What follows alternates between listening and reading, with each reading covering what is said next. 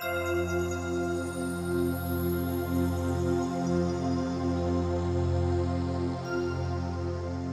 particular panel addresses the topic of primary prevention in our communities. Prevention is key when it comes to helping prevent the exponential growth of opioid and stimulant use in our communities.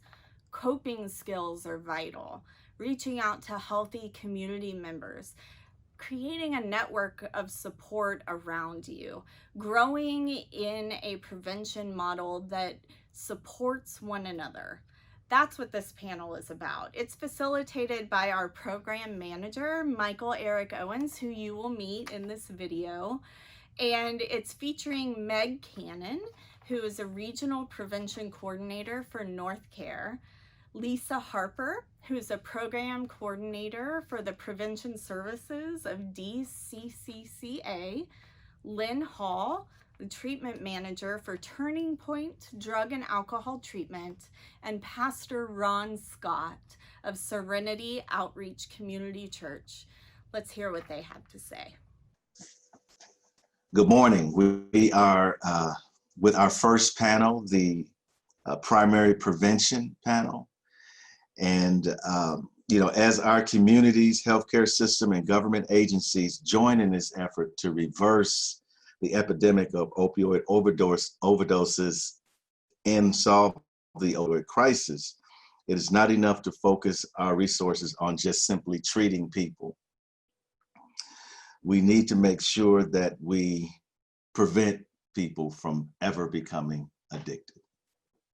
And so that's the focal focus of our panel right now. And so let's talk a little bit about what do we mean, first of all, by primary prevention? Anyone? I can take that. Primary prevention is exactly what it says. It means preventing bad things before they happen. It's just like when you go out and you ride a bicycle now, typically you wear a helmet. So if you do have a crash, you are preventing, hopefully, a further head injury. So with primary prevention in substance misuse and abuse, we are implementing strategies to make sure that from a very, very young age, as early as 0 to 1 years old, that people are becoming what we like to call prevention proof. We're building in those skills and those acknowledging that prevention is necessary, and we're looking at things like what we call risk factors and protective factors. A risk factor is something that makes you more susceptible potentially to misuse substances or become addicted. So we want to prevent those when possible. And if we can't prevent those risk factors from happening, we want to have in place then what's called a protective factor, because it kind of cancels that out. An example of one risk factor that can happen, and this is, I can say this because this was a risk factor that I would have had, would be a single parent home, or if your parents are divorced. We know that can kind of increase a person's risk, a young person's risk.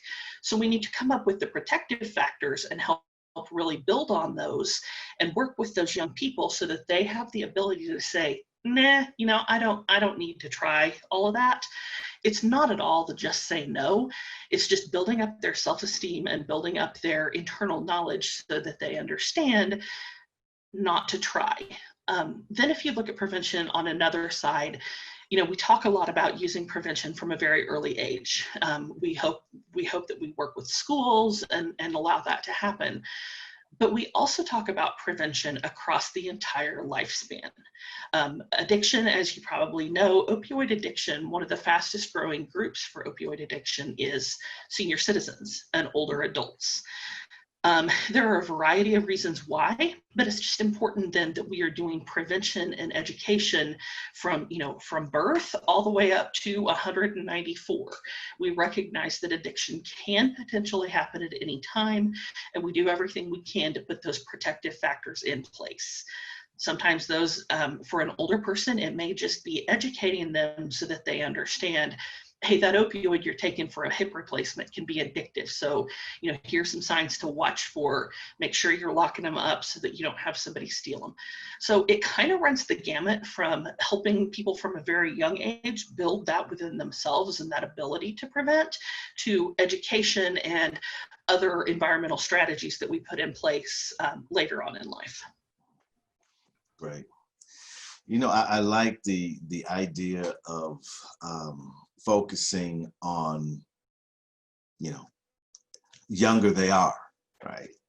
Let's talk about what program strategies are out there to deal with young people when it comes to prevention.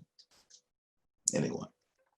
So something really great here is that really everybody has a role they can play in prevention and with preventing opioid abuse, especially for youth. So we know that most teens get an opioid from a friend or family member, over 56%, which means in most cases, it's someone well-meaning who, oh, you're in pain, something's wrong. I have a medication, it's in the cabinet from that surgery last year. Let me just give you one of these, maybe it'll help you. And so it seems like a helpful thing, but sharing medication is never safe. And that's a really simple prevention step. Never share your medications with anybody, whether it's a youth or not. It may seem like, well, this is my niece or my granddaughter, or, someone I know, they'll be fine. You never know who may struggle with addiction. So, and you never know what sort of interactions they might have with other medications. So that's a super simple, everybody can not share medication. Another thing with youth in the home is we want to lock up our medications, which Meg mentioned. If you don't have a medicine cabinet that locks, you can get a free storage box like that. And both Meg and I have those available for the community, as well as they're easy to pick up at Walmart or Walgreens, carry things like that. So just keeping things locked up that if you don't want somebody to get into it, keep it safe. Easy step that anybody can take. And then getting rid of medicine that you're not taking anymore. That medicine from last year's surgery, get it out of the house. That opens up the opportunity for someone to experiment with the medicine, check it out, use it, offer it to a friend. So we want to safely dispose. Most pharmacies now have safe disposal boxes, so you can take that in. They're usually right there by the pharmacy counter and dispose of any of those old medicines. So those are some simple things that any of us can do. Another thing that can be really important is just that early conversation with youth about medication. The more they understand why they shouldn't mess with it, the more likely they are to actually make that choice. That just don't do it doesn't, provide that education on, well, why? It's fine. It's prescribed by a doctor, right? So it's safe. Instead, we want to have that conversation of these can be addictive, and there can be accidental overdoses. And most of the overdoses we're seeing in our nation are unintentional overdoses. They weren't meant to happen. They were accidents. They took too much. Well-intentioned people. So there's a lot of things that family members and parents can do, talking with their kids and just being open and honest about, hey, this is not a safe thing, and here's why it's not safe. I agree Great. with Lisa. I think education is a primary support and strategy for families, but also finding counseling or therapeutic services to prevent early abuse when you start seeing the behaviors. With that, sometimes just getting counseling and outside sources can prevent oncoming addiction behaviors as well.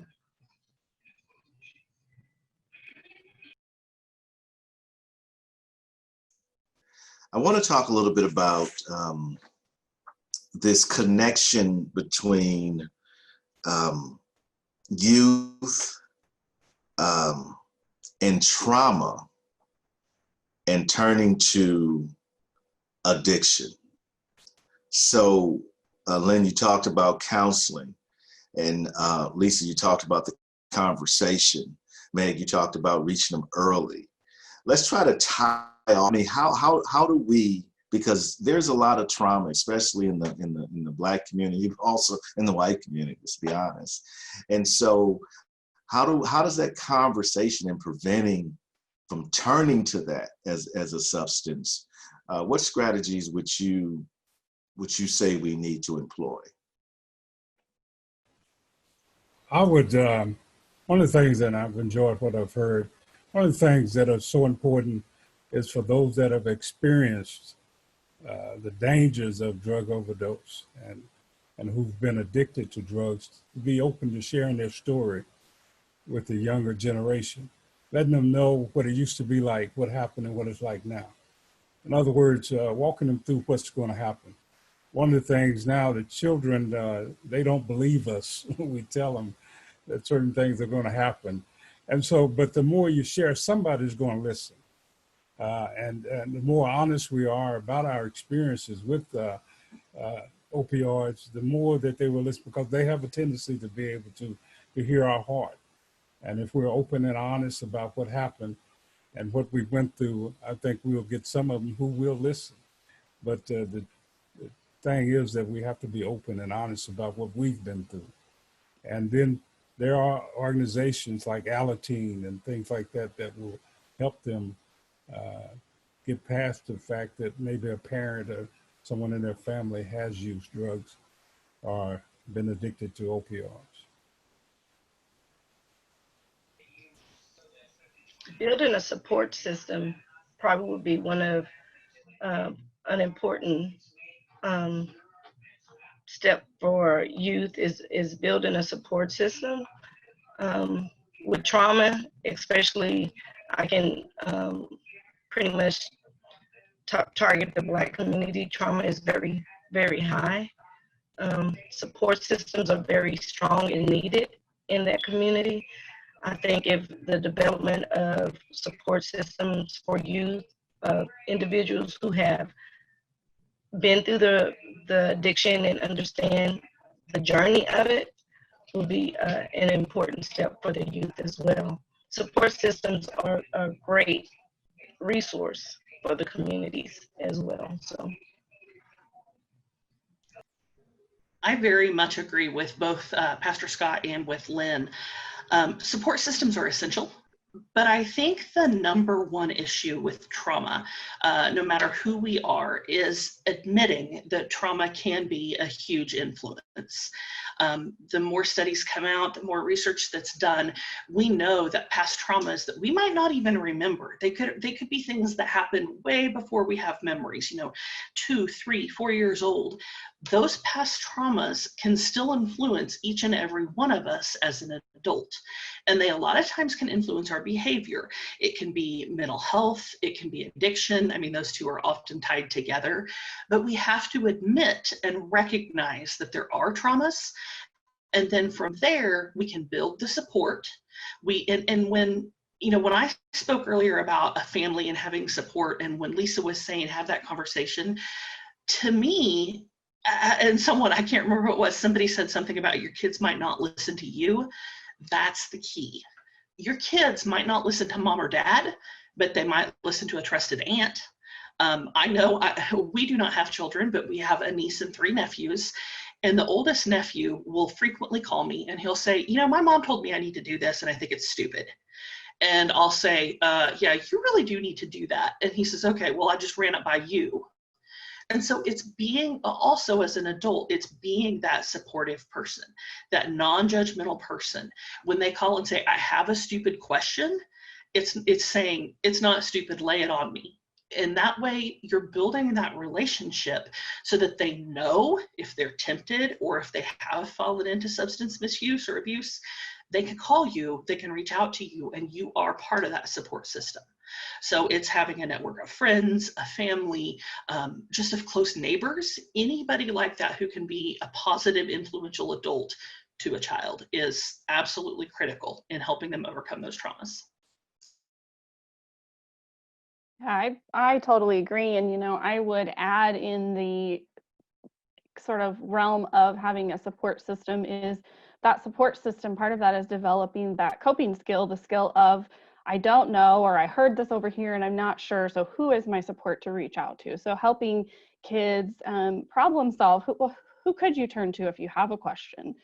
who might be a good resource for you, so they have a healthy person or leader that they're reaching out to, and helping kids develop other coping skills. So when they're dealing with something stressful, do they know that they can, get some exercise or go for a walk, and that's a good way to do some physical coping with the situation and with stress and with depression and things like that. So developing other skills that are part of their tool set when they face difficulty, or those feelings are coming back from the trauma they've experienced. They go, what do I do with this feeling, and how do I cope with it? And that's going to look different for different kids as well. In different situations, what's an appropriate coping skill could look a little bit different. And that's where, kind of like Lynn mentioned, connecting with a counselor might be a really important thing to help them develop the right tool set. But parents and family members can also kind of clue in and see that something's going on with youth or children in their life, and sit down and say, hey, what are some things that help you when you're not feeling good to help you feel better? What are things you like doing? Who's someone you like talking to? Help them think through, how can I deal with these situations? Like children, well, they say some of us never grow up, but like children, adults, I mean, we battle these same sort of issues, right? And sometimes there's even greater pressure when you're trying to take care of family, especially now in COVID-19, where so many people have lost their jobs. And what strategies would you employ when, or what would you suggest for those that are feeling that pressure and just want to self-medicate and leave life for a while? Because we see a rise in the use of opioids during this COVID-19. What are your thoughts from your area as far as adults that can be preventative?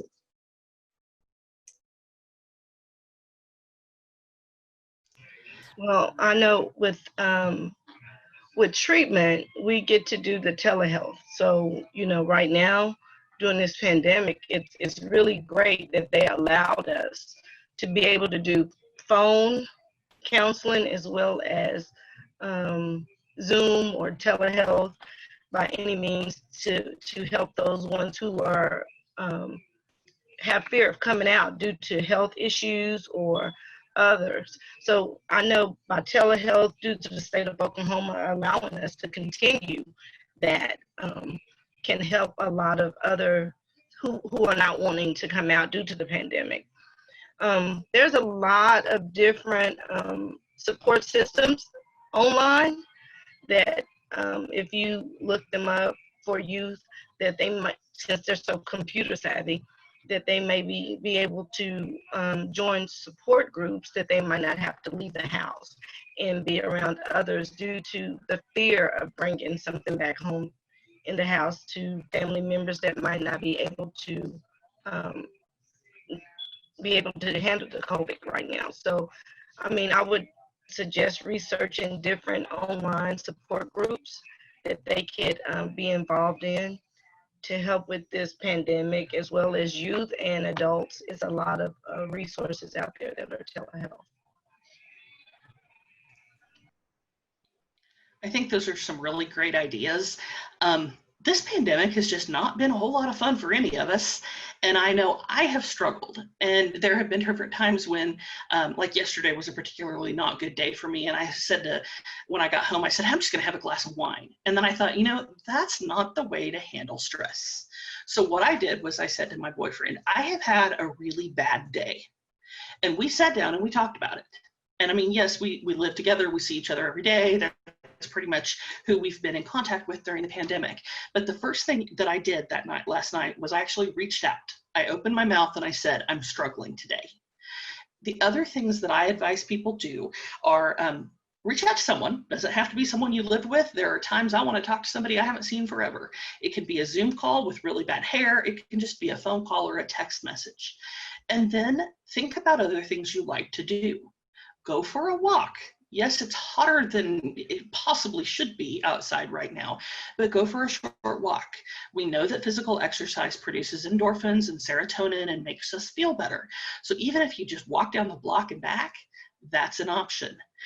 If walking isn't an option, go for a drive. You don't have to go in anywhere. You can go drive around for 10 minutes. And one of my favorite coping mechanisms is putting on some old 90s music and blasting it as loud as I can and driving around and singing by myself, because nobody needs to hear me sing, right?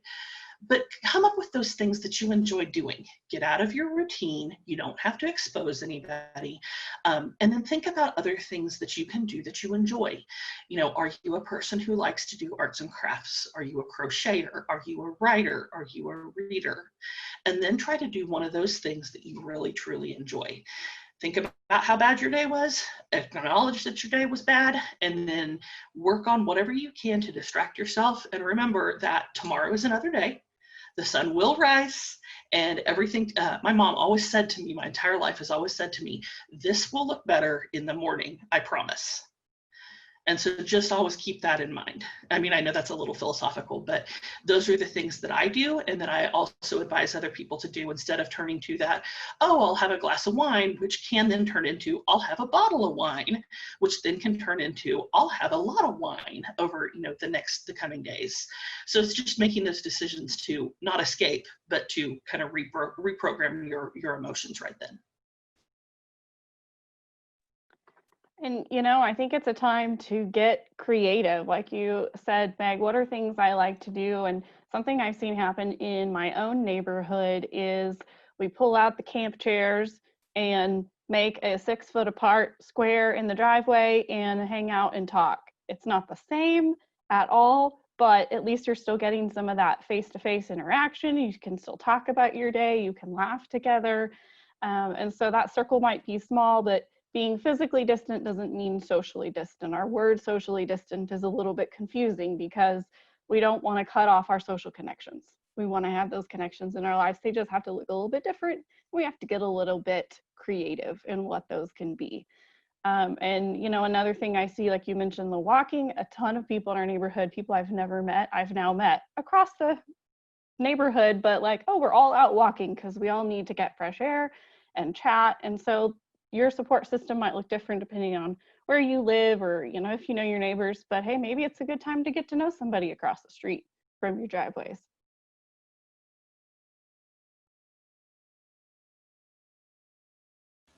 I think all of those are very good suggestions. I'm going to write some of them down. Um, One of the things I've learned is I have a backyard, and I hadn't been in my backyard.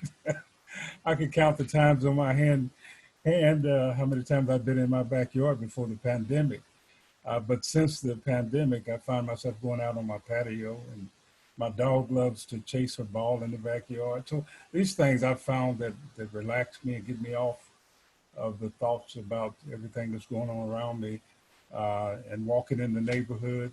And so I'm really learning to enjoy my home, something that I guess I hadn't did before the pandemic came in.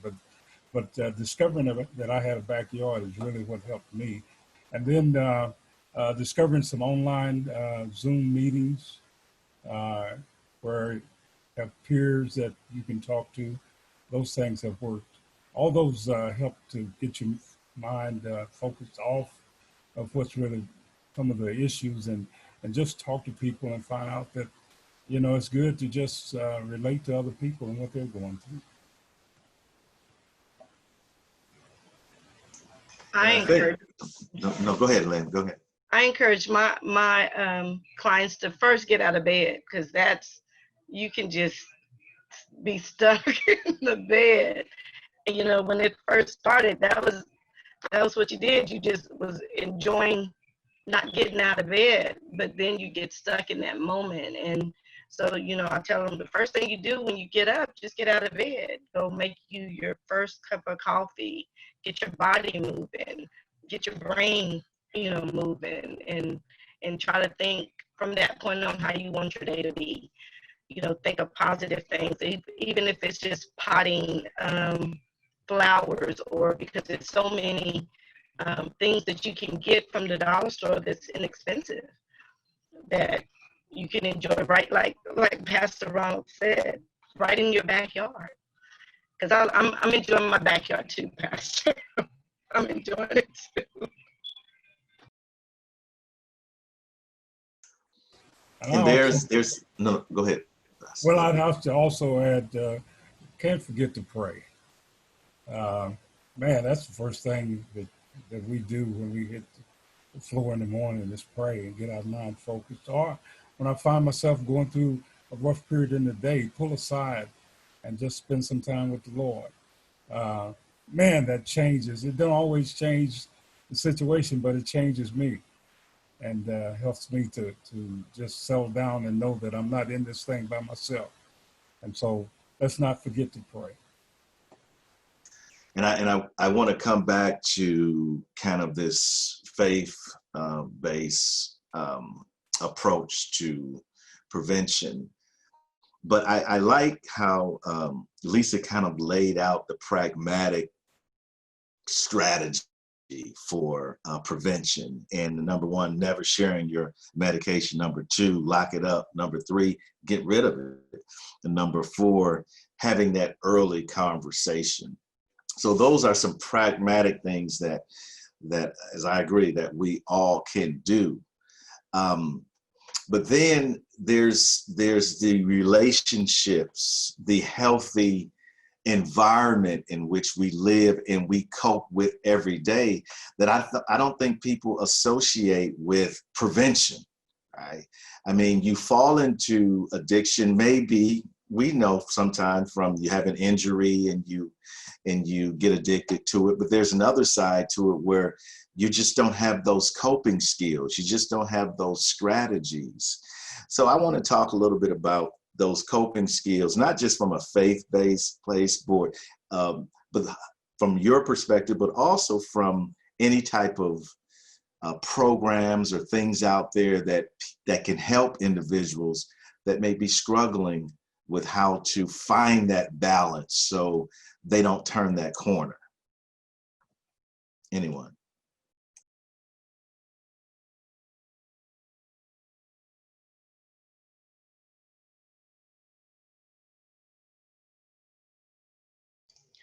I would say that if you aren't aware of what your coping skills are, or you feel that maybe you don't have the greatest coping skills, this is the time to reach out. Reach out to someone, reach out to, on the faith-based side, your pastor, someone in your church. I know there are several churches here, at least in the Oklahoma City metro, that actually have addiction and substance abuse ministries. So reach out to someone who's involved in that ministry and say, I don't know where to turn. I'm afraid that this is going somewhere. You can't be afraid to admit that there's something wrong or that you feel like you're headed towards something wrong, but then reach out. If your pastor can't offer you, if you don't feel that after meeting with him or her, you have those coping skills, get a referral and seek out some counseling and some therapy. I know that our counselors that I work with, our therapists, treatment providers, they are really good at helping people build those coping skills. Sometimes you just can't do it yourself, and so you need to reach out. And there's all sorts of them, and there's help to get those increased and get those built within yourself. Coping skills are a learning technique as well. So you learning how to meditate is a coping skill. Learning how to relax. Some people have issues with relaxing. Anxiety is high during this time, as well as depression. So learning how to meditate could be a coping skill. Learning how to do breathing exercises when you start feeling anxiety. I mean, those type of coping skills are something that could be learned. And like I said, if like Miss Meg said, that if you cannot find or understand your coping skills, those are the times that you seek resources and try to develop those things. And like counseling, rehabilitation services, as far as counseling and different case management resources, could be those things that could help you develop those coping skills. You know, another aspect of developing those coping skills is identifying things that cause you a lot of stress, that make you want to reach out to a substance for relief. What are the things that cause those moments? Try to take a step back and go, what makes me feel that way? What makes it really hard for me? Like, I know if there's a day where I'm stuck in front of Zoom calls all day and I don't get to walk into the sunshine, like my mood goes way down and I'm grumpier and I'm shorter, and I know that. But it took me a while to sort of identify like what is making me so grumpy about this situation. And for me, that was a huge piece for me. And that was a really simple thing. And not every situation is that simple. That's just an example of trying to think through like what is causing me to feel like my only relief is, you know, a substance, and think through what else could I do that to relieve that? What's another option to help alleviate that stress in that moment? And then both like Meg and Lynn have mentioned, if you don't know what some good ideas are, then that's a great time to reach out to counselors or others in your network that you trust and problem solve with them. You have to ask yourself, um, what's my top priority for the day? And then once you establish that top priority, follow through with it. You know, those are things that we can do to kind of push ourselves past that moment where we just want to medicate ourselves and pull the covers over our head. But we have to set our priorities for the day and then follow through with it.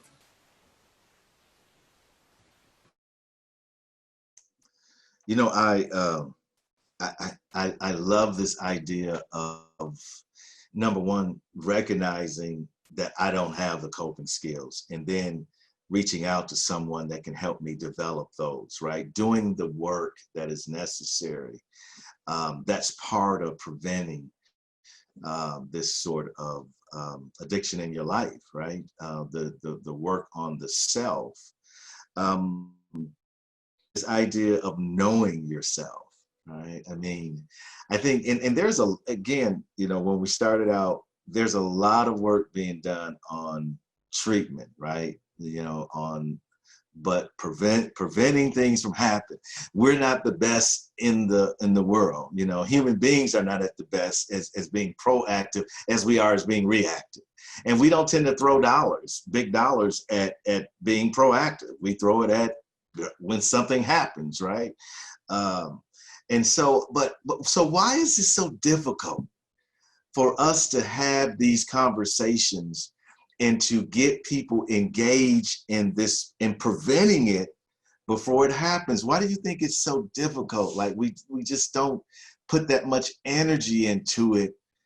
Our energy tends to go into, well, now let's treat it instead of let's prevent it.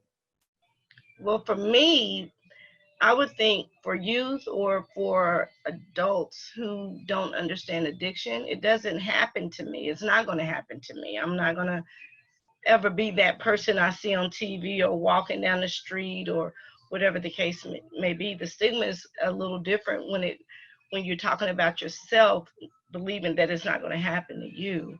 So that is one of the main things that I hear all the time, is that it's not going to happen to me. It might have happened to my friend, but it's not going to happen to me.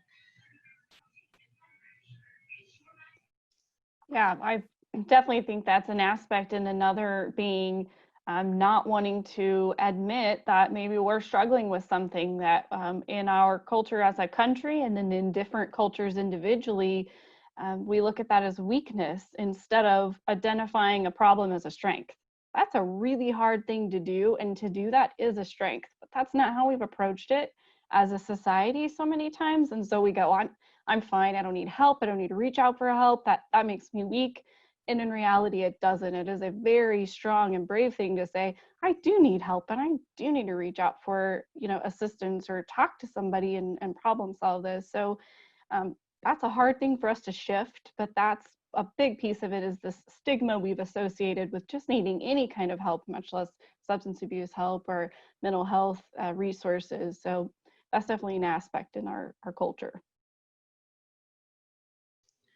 I 100% agree. I am the first person who says, "Oh, I can battle that out on my own. I don't need help."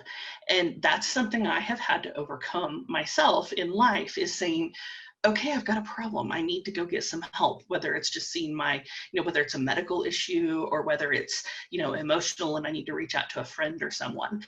I think we have a culture of, "I'm so strong. I've got this on my own." And I think Lisa hit the nail absolutely on the head, that the true strength is saying, "I'm so strong. I can't do this on my own. It's time to reach out." And I think once we can kind of overcome that, and one of the ways I see us overcoming that is talking about the successes, and saying to people, "Well, heck yeah, I'm in therapy. I'm not afraid to admit that to you. I talk to somebody because I deal with a lot of stress." I think as we try to normalize that, we'll see more people go, "Oh, it's not so bad."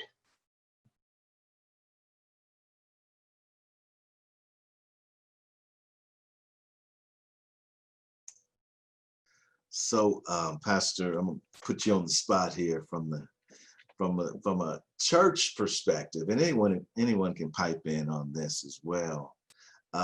You're not meeting like you normally meet. Uh, this crisis. What from a spiritual point of view? In Oklahoma Conference of Churches, we welcome all faiths in. But you mentioned earlier about meditation, which I think is prayer, which I think is so important. But from a faith perspective, um, what advice would you give one that is a believer in higher power, higher authority, when it comes to struggling with in this area? But first of all, I would let somebody know that God knows. He made us and he knows all of our weaknesses. And so we shouldn't feel ashamed to go to God and talk to him. One of my favorite Bible characters is David, because David told God just how he felt. And if we would follow David sometimes, just say, "God, I am having a terrible day today," or "God, I just want to just go somewhere and hide." Talk to him daily, and if it's moment by moment, because the thing that God does is he made us and he understands us. And he's not some entity somewhere with a baseball bat hiding behind a tree waiting to beat the hell out of us when we miss it. But he's there with his arms outstretched. Excuse my language, but he has his arms outstretched, waiting for us to come to him.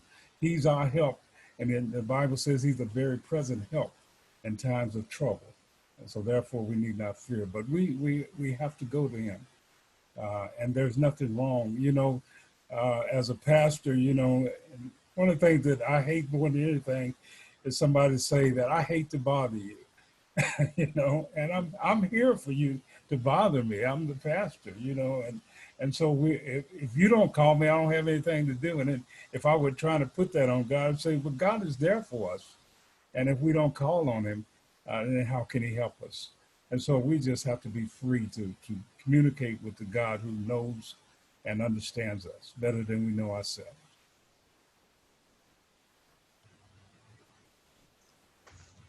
And on that line of communication, I think it's important that we understand we're there for each other as well, right? And this idea of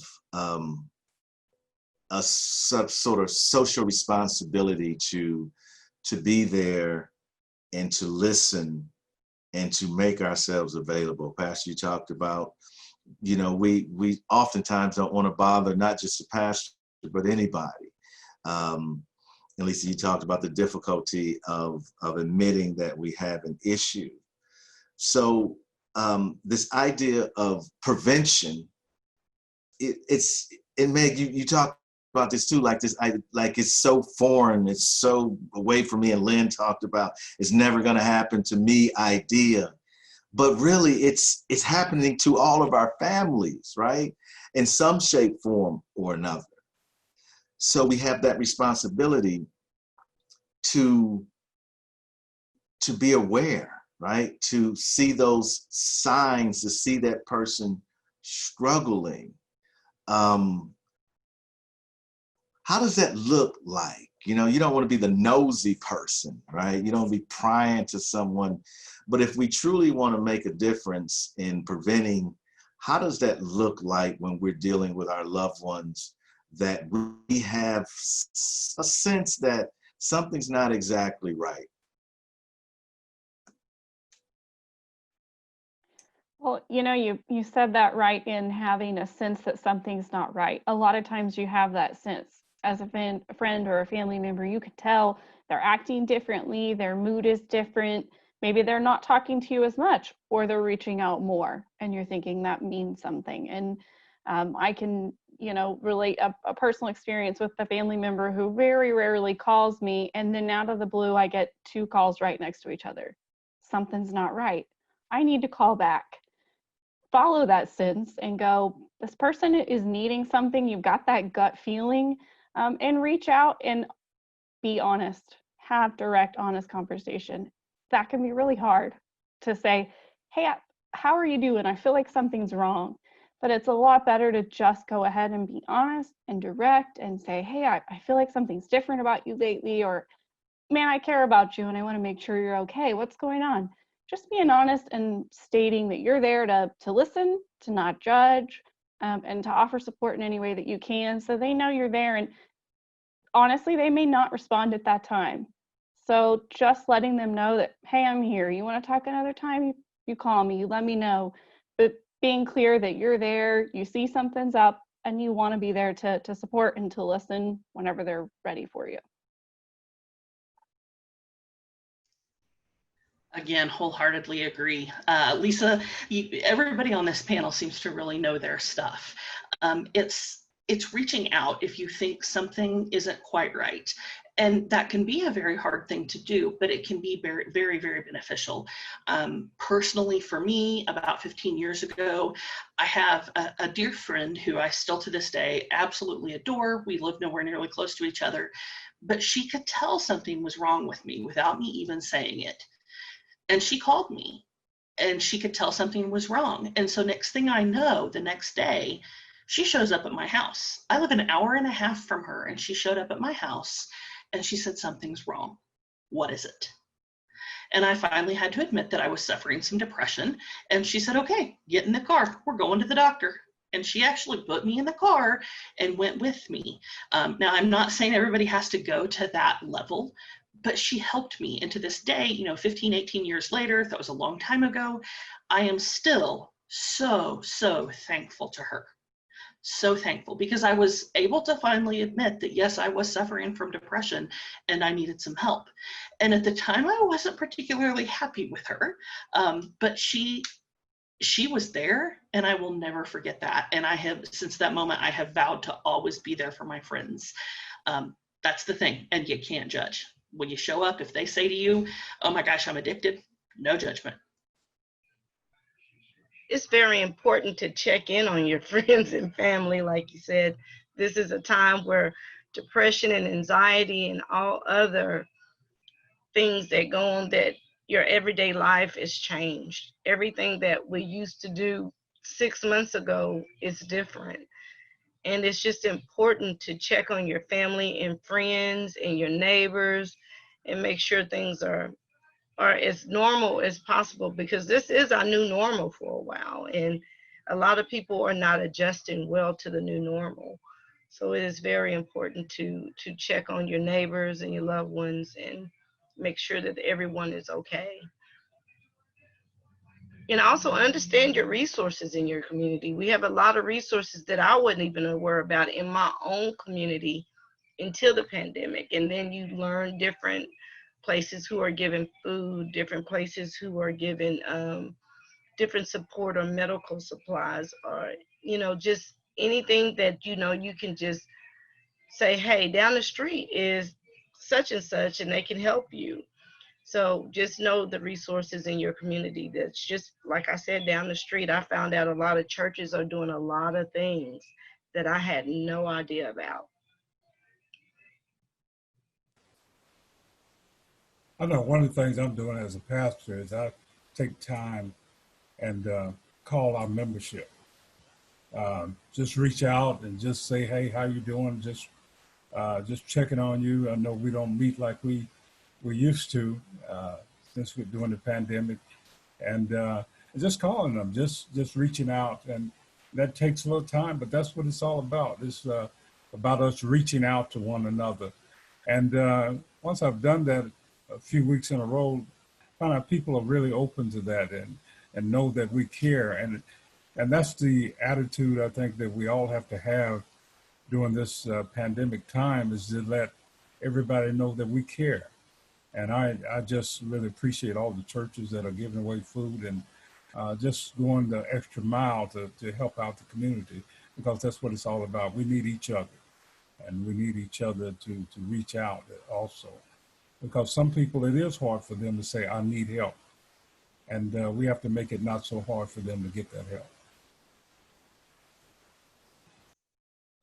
Well, as we wind our panel down, I want to kind of just recap, I think, on some very important advice as far as prevention is concerned. As I mentioned earlier, I love the way Elisa kind of laid these out, these just four things that you don't share your medication, you lock it up, get rid of it, and then that goes into the early conversation about prevention. And then there's this kind of duality, right? We have a responsibility to ourselves, but we have a responsibility to others, right? Which is so important. Coping skills is extremely important when it comes to preventing any type of falling into some sort of addiction or abusive system. And also we talked about this idea of education, learning the signs of addiction as well, and strategies to prevent that. In closing, if you could say one thing to an individual that you know is just really at that crucial point, what would that be? I'll go first. Reach out. Reach out to someone. If you don't have someone in your life you can reach out to, call the number 211 and tell them what's wrong. Reach out. I agree with Meg. Seek help. 211 is a really great source for treatment and other services.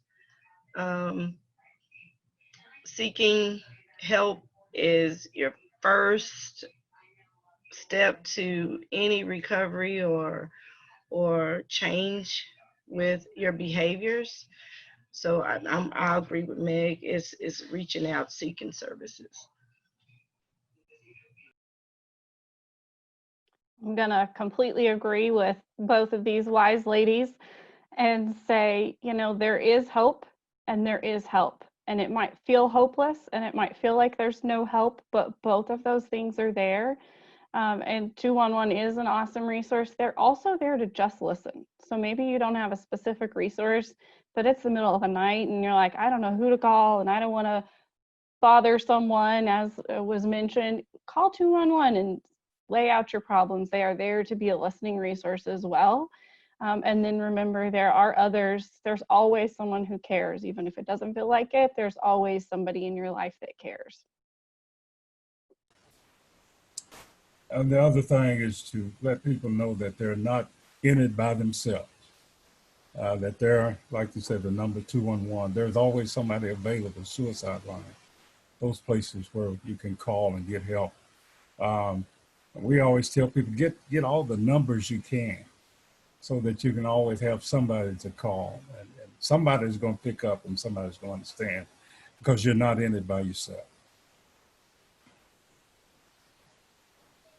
And also understand the crisis intervention hotline. They have a 1-800 number that You know, 211 is great, but maybe you need more. So always reach out to the crisis intervention hotline in Oklahoma. Well, thank you so much. I learned I learned a whole lot from each of you, and I want to say we appreciate you and everything that you do every day, because without you, we would not be able to make a dent in this very important issue that's plaguing not only Oklahoma, but the nation. So thank you so much, and stay safe in the pandemic.